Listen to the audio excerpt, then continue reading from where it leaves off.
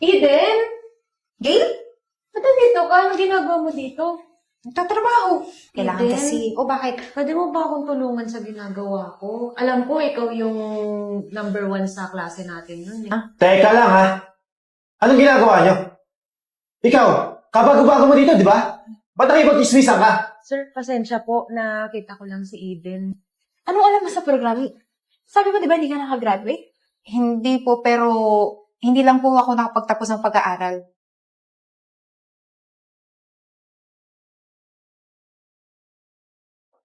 Morning po.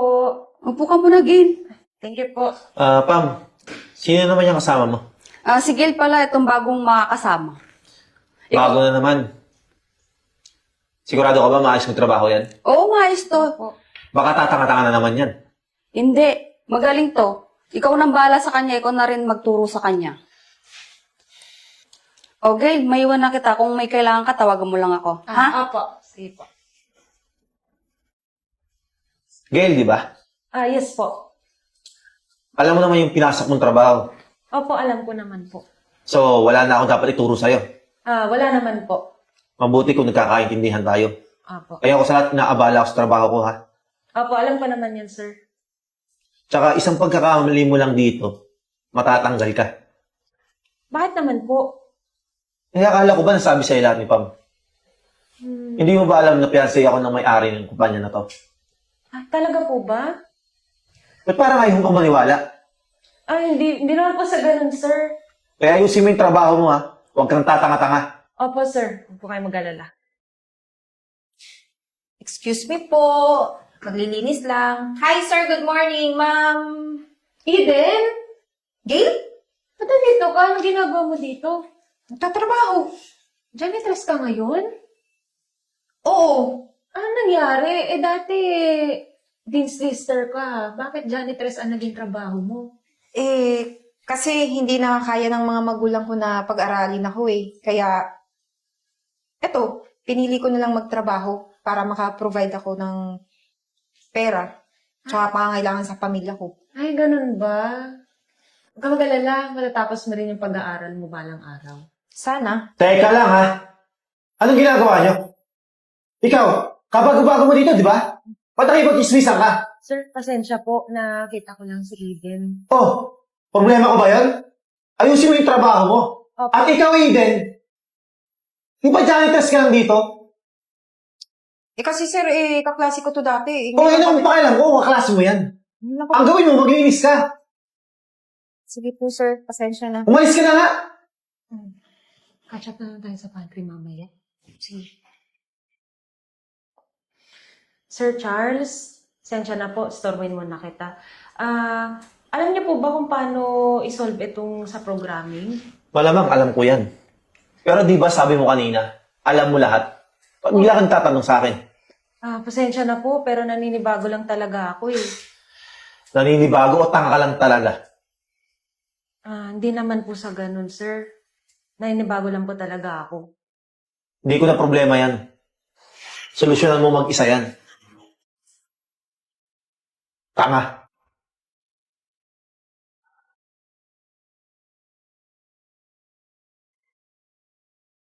Hi, Gail. Maglilinis ulit ako ha. Sorry. Okay. Kailangan Eden, kasi. O bakit? pwede mo ba akong tulungan sa ginagawa ko? Alam ko, ikaw yung number 1 sa klase natin nun eh. Pagdating sa subject na to.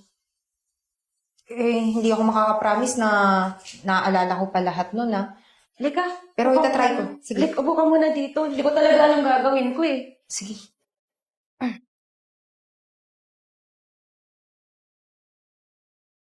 Ay. Pare-pareho lang naman yung dati tsaka ngayon. Yung system lang na bago. Ang galing mo naman, Eden. Sabi sa'yo, wala talagang kupas yung talino mo eh. Yan. Ang Tapos na yan, galing. Uy, salamat ha. ah. Saglit lang naman pala eh. Sige. Salamat talaga. Grabe. Gail, Yes po, sir. anong ibig sabihin nito? Sir, nagpapatulong lang po ako kay Eden kasi hindi nyo naman po matulungan sa problema ko kanina. Bakit naman kita tutulungan? Trabaho mo yan. At saka ikaw, Eden. Anong ginagawa mo? Nagmamagaling ka? Janitress ka lang dito. Sir, hindi po ako nagmamagaling. tinutulungan ko lang po siya. Tsaka may background naman po ako dun sa programming na pinapatulong niya eh. Sumasagot ka pa talaga. Pwede ba, Eden? Umalis ka na? Mag-usap na lang tayo mamaya. Kailan na yun? Sir, nagpatulong lang po ako. Kasi si Eden, siya po yung magaling sa klase namin. Eh, ano pala yung pinasok mong trabaho dito?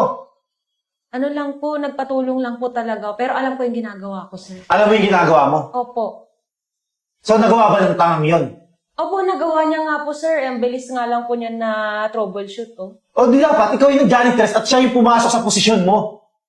Tanga ka rin eh, no? Umalis ka na.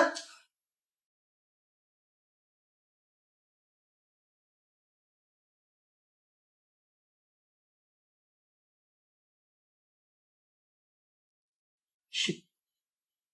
Grabe, ang galing nun ah. Magaling ka ha.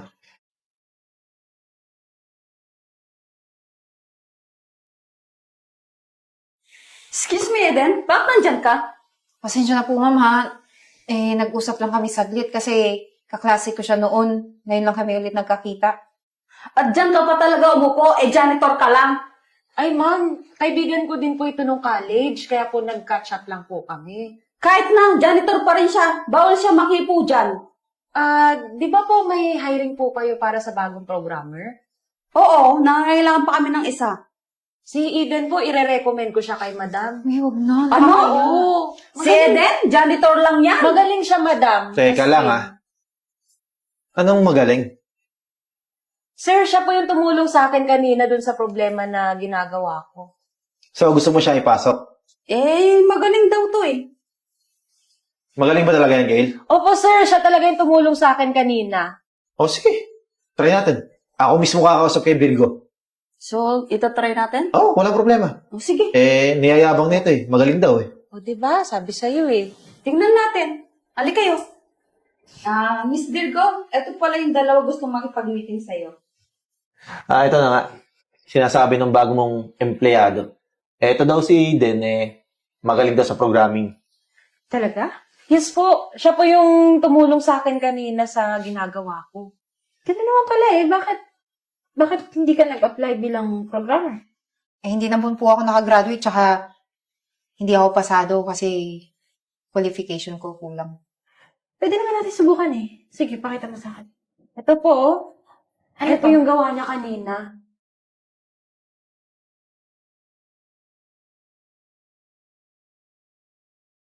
Ito? Yes po, yan po yung ginawa niya. Sigurado ka bang marunong ka sa programming? Mali-mali naman to eh. Di ba? Ang yabang kasi itong bagong empleyado mo eh. Teka lang, ma'am. Pwede po pa-check ulit. mo yan? Oo. Ano nangyari? Sige. Yan. Gil, hindi to yung ginawa ko kanina. Oh, ayun nga eh. Teka lang. Hindi to kasi iba-iba yung naging command dito ngayon. Ma'am, pwede ko po bang ayusin to? Konting minuto lang po, kaya ko itong ayusin agad. Sigurado ka, Eden, na kaya mo ayusin niya ng konting minuto. Yes, Eden, yung ganitong problema, it will take time. Hindi yan ganyan kadali. ma'am, kaya ko po. Sure ka? Opo. Sige. Sigurado ka naniniwala ka dyan. Bakit naman hindi? Napakahirap niyan eh. Hindi niya magagawa yan. Tingnan natin. Ito Ayun, na okay po. na. Okay na? Yes po.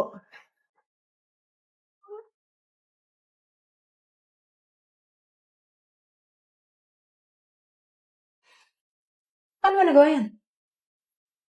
Anong alam mo sa programming? Sabi mo, di ba, hindi ka nakagraduate? Hindi po, pero hindi lang po ako nakapagtapos ng pag-aaral. Teka lang, Eden, ano bang mga alam mo? JavaScript, C++, ASL, HTML, pati na rin po yung AI programming. Wow. Kung ganyan yung skills mo, pwede talaga kitang kunin dito para sa kumpanya ko. Pasensya lang po, ma'am, ha? Kasi yung kaninang program na tiningnan nyo, sa palagay ko may sumabatahe dun. Ganun ba? O sige. Para wala tayong issue, i-check natin yung CCTV. Sige Okay lang ma'am. ba? Sige po. Naman. Charles, anong ginawa mo? Oo, aminado ako. Ako sumubata sa kanila. Eh, ito kasi nagmamagaling eh. Bakit kasi pinasok mo to? Eh, wala namang alam. Bago lang siya. Kailangan mo nga siyang i-train para malaman niya eh. Hindi mo kailangan gawin yun. Ang kailangan mo, tulungan yung empleyado ko para matuto siya. Kaya nga kita pinapasok dito eh. Ano bang purpose mo dito? Guluhin yung kumpanya ko? Hindi naman. Madam, pasensya po, pero may kailangan po ako sabihin. Si Sir Charles po kasi unang araw ko palang hinaharas na ako. Lalong-lalo na po si Eden.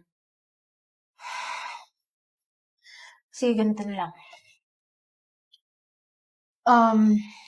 Charles, wala kang pakailam kung magkarelasyon tayo. Pero trabaho ay trabaho. So Dahil ano? dyan, Tatanggalin mo ako? oo, tatanggalin kita. Bakit ako? Ba't di siya? At ipalit mo si Eden. Merong bagong opening na position dito sa office. Kung gusto mo, ipapasok kita doon. Janitor. Di siguro. Pagpasensyahan niyo na siya. Dahil open na yung position na inalisan ni Charles, Eden, baka gusto mo ikaw ipapasok ko sa position niya. Eh, paano po yun, ma'am? Eh, wala naman po akong diploma. Tsaka wala akong TOR. Okay lang yun, Eden. Hindi ko naman kailangan yung mga ganyang papel. Ang kailangan ko yung skills mo. Si Pam na yung bahala sa'yo. Ma'am? Totoo? So, bukas mag-umpisa ka na, mag-send ka ng contract mo. Okay po. Ma'am, maraming salamat po. Hindi ko ito tatanggihan.